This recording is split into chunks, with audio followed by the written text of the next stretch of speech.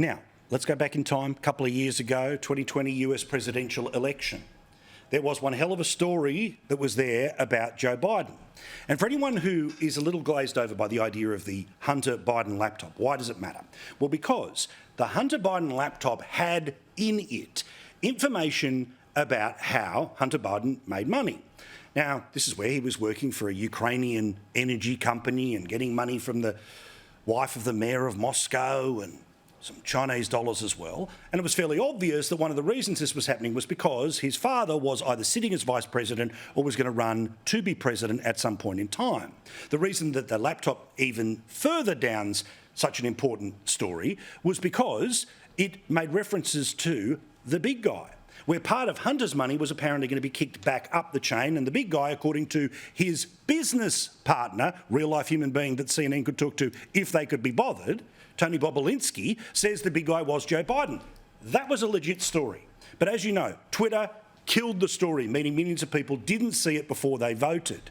And according to the Media Research Centre, 17% of people may well not have voted for Biden if they knew about the sun, the money and the big guy. Well, now, of course, Elon Musk owns Twitter and he is trying to lift the lid on why they made the decisions that they did. Miranda Devine literally wrote the book about the laptop from hell, and we spoke a bit earlier today. Good on Elon Musk for at least saying that he wants Twitter to be the home of truth. He did promise to release the Twitter files with the full story of how and why Twitter censored the New York Post for our Hunter Biden laptop story 3 weeks before the 2020 election.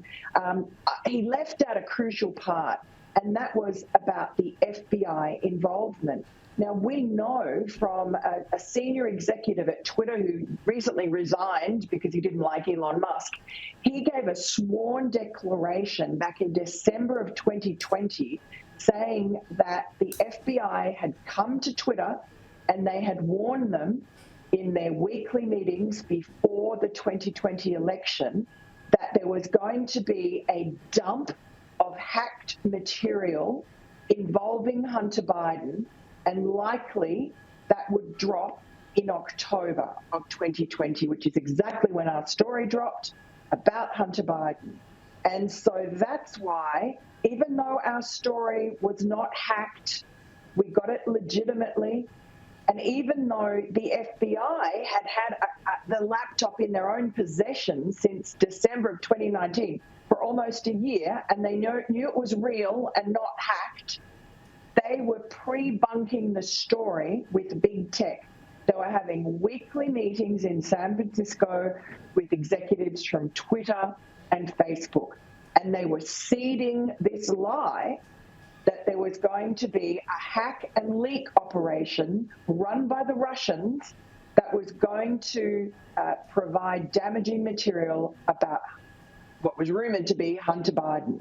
So they knew our story was real as well because they were spying on Rudy Giuliani, who was our source.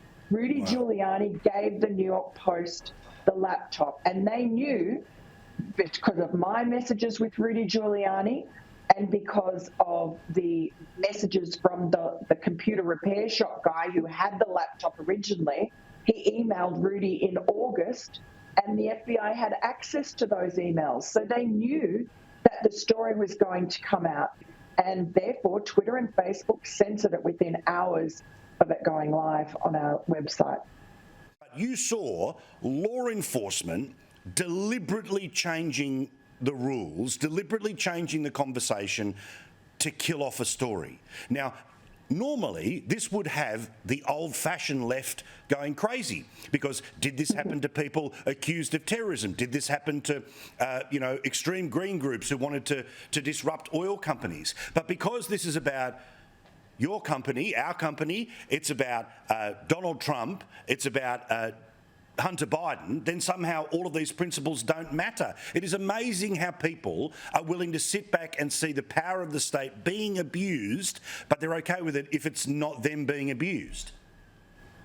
Yes, you hit on the most crucial part of this story, Paul, which is that the FBI is the federal government, and it is illegal for them to coerce a private company like Twitter or Facebook to violate the First Amendment. That is a violation of the First Amendment when the federal government does it.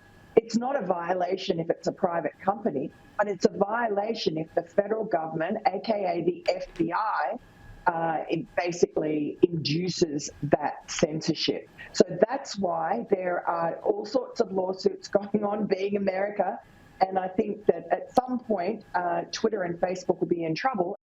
Glenn Greenwald today released a video on YouTube where he explained how things like misinformation experts are all sort of being used and fact checkers by the left to police the speech that they don't like. Media organizations now manufacture and then baptize completely fraudulent titles and expertise industries with the sole purpose of disguising their highly politicized and ideological censorship agenda as something more elevated. There's all of this other sort of fake policing apparatus that's been built up by the left and by big tech to kill people being able to even see the most basic information. But what do you think now about this sort of these layer upon layer upon layer of ways of killing off inconvenient truths? Well, I'm glad you brought up Glenn Greenwald because he is, a man of the left, a proper investigative journalist. But he, unlike a lot of other of his, left-wing compatriots, hasn't embraced the deep state or the security apparatus and become just a willing mouthpiece for their constraint of civil liberties, which is what is happening in this country. And it will happen in Australia as well.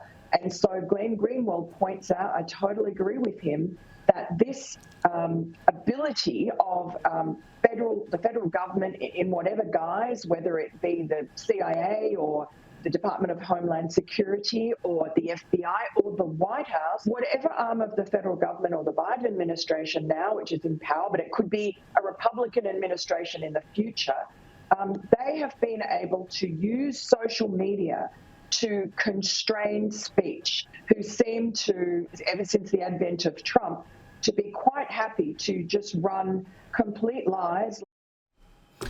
The Laptop from Hell, Simon & Schuster, they put it out. Make sure you get a copy. Link up on my Facebook page because this story is about a whole lot more than that weirdo that you can see on camera.